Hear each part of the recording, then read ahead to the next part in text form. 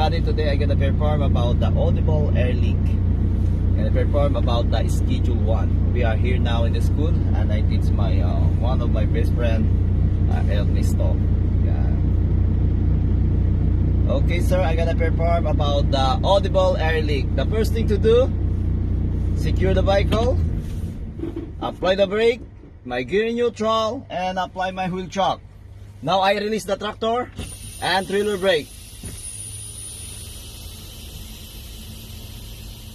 I hold the service brake. Sir, my pressure gauge is 115 psi.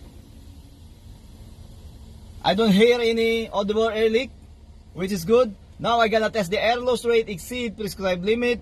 I hold my service brake in 1 minute. My pressure gauge is still stable, 100 psi. My time is started now.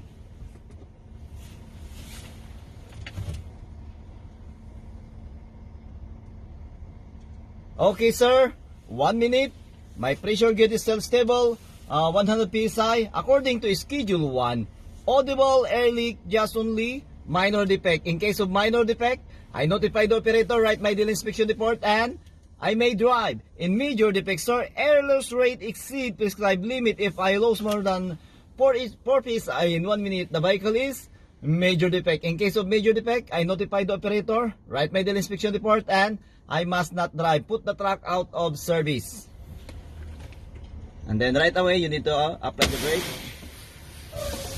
Okay.